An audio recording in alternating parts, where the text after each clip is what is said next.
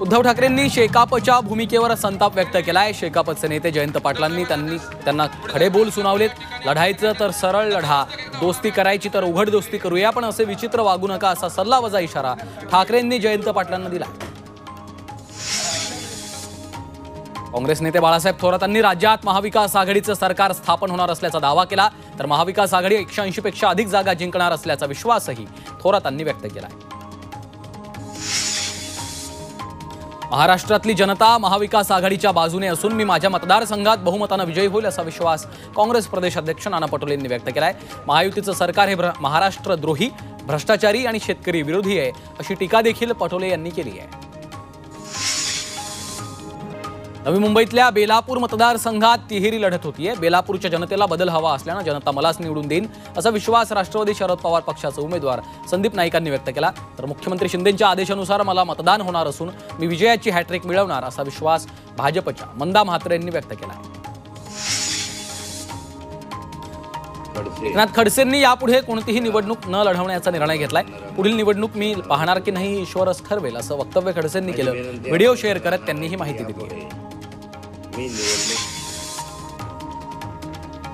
काँग्रेसचे सायनमधील पदाधिकारी अमित शेट्टी यांची पक्षातून हकालपट्टी करण्यात आली आहे। अमित शेट्टी हे काँग्रेसचे माजी आमदार जगन्नाथ शेट्टी यांचे पुत्र आहेत। पक्षविरोधी काम केल्यामुळे पक्षाकडून कारवाई करण्यात आली आहे।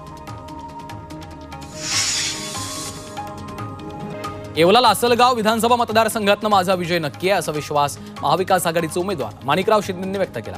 महायुतीचे उमेदवार छगन भुजबळांना 1 लाख मतंही पडणार नाहीत असं माणिकराव शिंदेंनी म्हटलंय।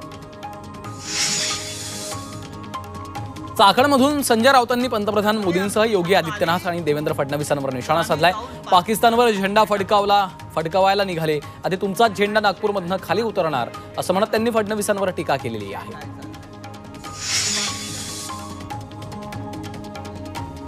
23 नोव्हेंबरनंतर मुख्यमंत्री एकनाथ शिंदे, देवेंद्र फडणवीस आणि अजित पवार यांना पोलीस स्टेशन आणि न्यायालयात चक्रा माराव्या लागणार आहेत असा दावा खासदार संजय राऊतांनी केलाय, तर फडणवीसांना विरोधी पक्षनेते पदासाठी संधी मिळणार नाही, भाजप विरोधी पक्षनेते पदासाठी नवा चेहरा देणार असं त्यांनी म्हटलंय।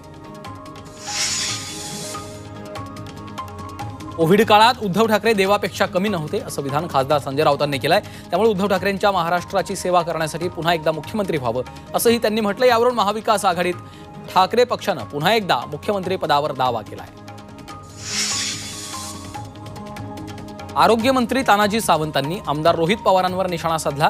माझ्यावर भ्रष्टाचाराचे आरोप करणाऱ्या रोहित पवारांनी बारामती अॅग्रोमध्ये घोटाळा केला असा आरोप सावंतांनी केलाय, तर रोहित पवार हे आमदार वाटत नसून कायम अंघोळ न केलेलं पोरगं वाटतं अशी खोचक टीका तानाजी सावंतांनी केली आहे।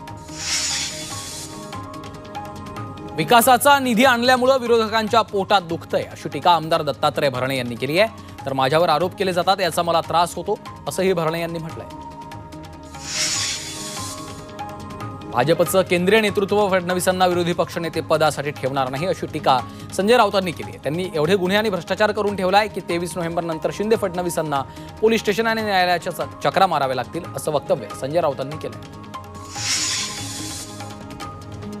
घोडा मैदान समोर आहे, कोणाला काय मिळेल हे जनता ठरवेल, मात्र 23 तारखेला महायुतीचं सरकार येईल असा विश्वास गिरीश महाजनांनी व्यक्त केलाय। नाशिकमध्ये ते बोलत होते। महाराष्ट्रात बांगलादेशी आणि घुसखोरांची संख्या दिवसागणिक वाढते। राज्यात 1 कोटींच्या जवळपास घुसखोर असल्याचा आरोप सामाजिक कार्यकर्ते सूरज चव्हाणके यांनी केला। महाराष्ट्राचा मुख्यमंत्री आणि आमदार बांगलादेशी आणि घुसखोरांनी निवडू नये यासाठी राज्य सरकार, निवडणूक आयोग आणि पोलिसांनी गांभीर्याने दखल घ्यावी अशी मागणी देखील त्यांनी केली।